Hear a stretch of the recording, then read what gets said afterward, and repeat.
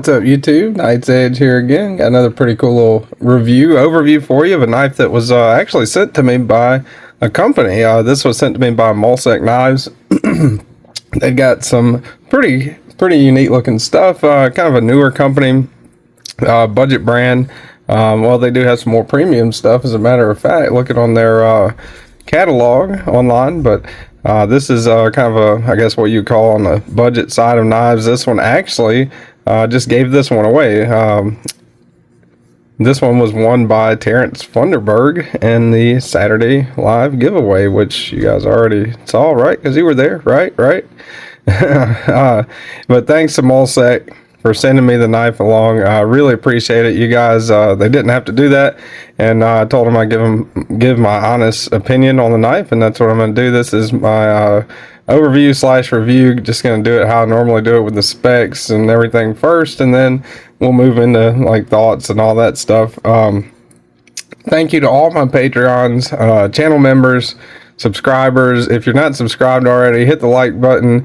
That helps too. Subscribe right down there if you want some more of my content, want to listen to me ramble on about knives more. I would really appreciate it. And I really appreciate everyone, the whole community. Everyone's awesome. Here is the Molsect Orbit.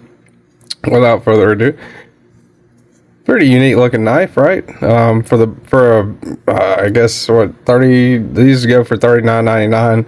Not a bad price tag at all, I would say. A pretty good price tag on that. And has its ups, has its downs, pros and cons and all that. We're gonna get all into it.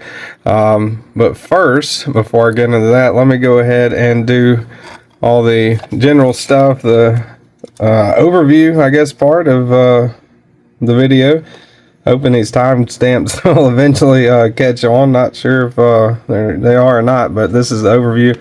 Tip of the blade into the handle, 7 1/4 inches is what I got here. Your blade length overall, if you go from the tip of the blade to where it meets up with the handle, under that choil area right there, about 3 1/4 roughly. And cutting edge just a hair under 3 inches, measured that way. Put the tape measure at the tip of it, but if you measure it this way, with that belly included, 3 1/8 there. So I gotta swoop up right there. Let's go ahead, get the calipers out here. The thickest part of the spine. All right, so you're coming in at 117 thousandths. Fairly thin compared to the average blade stock. Not super thin or anything, but fairly thin. And it goes down to, I got 28 thousandths on the edge. Handle thickness, about 514 thousandths. Kind of a thicker handle, which I actually like, the thicker handle. That's one thing that I do like about it. It kind of, it gives you like a beefier, grab. If it was thinner, it would, in my opinion, a little bit thicker of a handle is always better. All right, so let's go ahead and we'll get into some size comparisons. We'll do the usual suspects first. There's your Ontario Knives Rat Model 1 and your Ontario Knives Rat Model 2. So you can see there, not what I would call like a full-size knife, kind of a little under full size. My definition, everybody's definition is different depending on your preference, hand size, all that stuff. So yeah, right about the exact almost overall, put them close together, but almost exactly the Rat 2. The Rat 2 is a little bit smaller than the Molsect Orbit. Now the cutting edge, the Orbit's definitely got it beat there. Let's see, let's check out the cutting edge. It's got less cutting edge than the Rat 1, but the Rat 1's a much larger knife, of course. All right, a couple more here. There is your Cold Steel Knives 8010, which dwarfs it. I mean, the Cold Steel 8010 is a big bulky knife. There is your Demco Knives 8020.5, the slicer, which is a little bit longer. Slicer actually has a little bit less cutting edge in the orbit. So plenty of cutting edge there, especially for the size of it, in my opinion, on the Molsect orbit. Let's get out the Spyderco Para 3. Kind of doing that in reverse order, I guess. But there's the Para 3. There's the Paramilitary 2. All right. So overall, right about the same overall length. Actually, a little bit less overall length than the Para 3, but substantially more cutting edge than the Paramilitary, or than the Para 3. I'm sorry, not the Paramilitary 3, the Para 3, and of course smaller than the Paramilitary 2. All right, couple more. Let's see what we got. We've got the Civivi Vision FG. Just some randoms thrown in here, and the Civivi Baby Banner. Pretty good size comparison there. Lets you know what neighborhood you're dealing with anyway. I guess all size comparisons are good size comparisons, right? Whenever you think about it. All right, so what else? Got the this is the PMP Knives Big Boy XL, a super large pocket knife comparatively. Here is your Kizer Mini Paragon. All right. Put those up. Let's see what else we got here. Got your SOG Kiku XR and your Gerber Fastball. What else I got laying around here for size comparison? There's your standard 8-inch crescent wrench, and there is your DeWalt hammer. Couple other budget comparisons, I guess. Vosteed Acorn, right? And your CJRB Light. All right, I think that's gonna do it for size comparisons anyway. Put those up. All right, let's go ahead and get a weight on this bad boy. Looks like it does have steel liners, but it does have a little bit of internal milling in there. You can probably see that right there. A little bit of milling going on inside those liners. I don't know. I'm gonna guess. Let's see how close I am. 3.2 ounces. 3.8 ounces. Okay, so lighter than or heavier than what I thought, which is I guess good, right? Because you know it does feel lighter than it actually is. Not really an issue on the weight, you know, over the ounce and inch ratio that some people swear by, I guess, but not really a big deal to me at all. Pretty good on the weight on that one. Deep carry clip going on, so that's what you're going to see in your pants pocket. Molsect right there on the clip.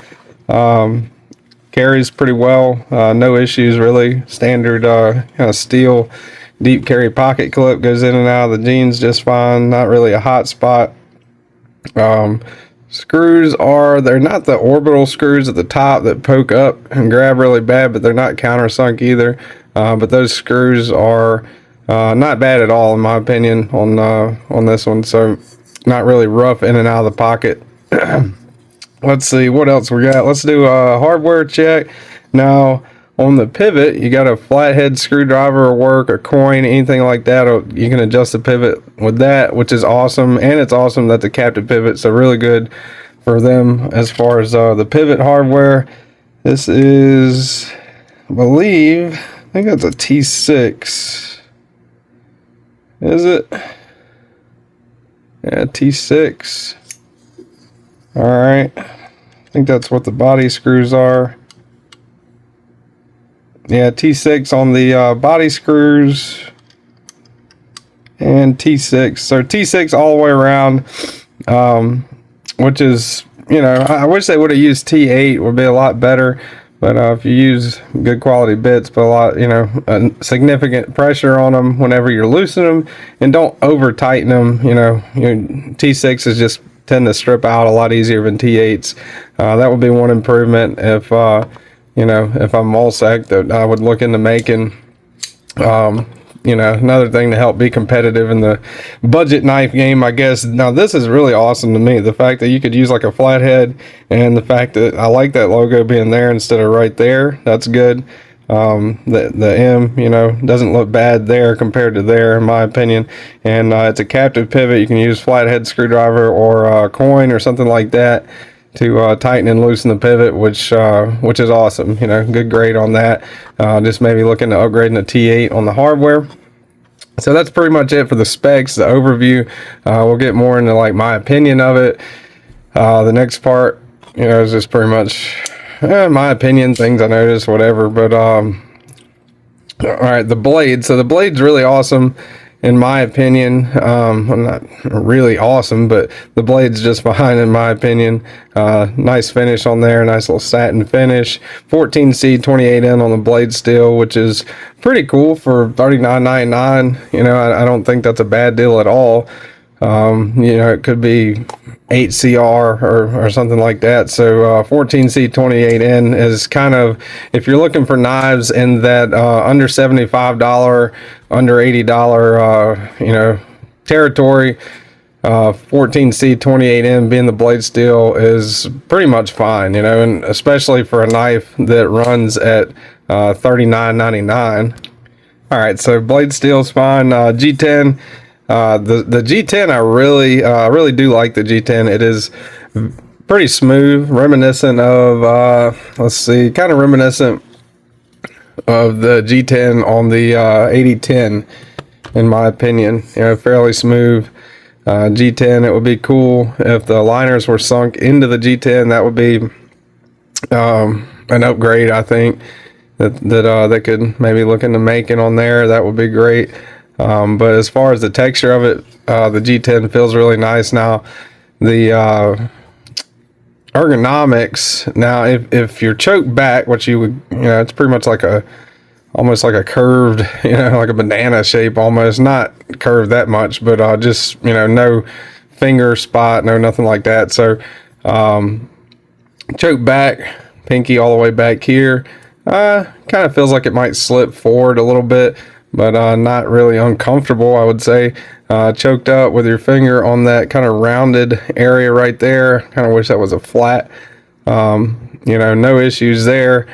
Feels pretty solid, you know, choked up to that point. You can't, one thing that would be good is if they had like a cutout, you know, to choke up for a finger choil on the blade. Now I know that would, you know, you'd have to, you know, be sacrificing cutting edge length, and you would also, you know, besides from cutting into the cutting edge length, you know, that's something that some people don't prefer, I guess.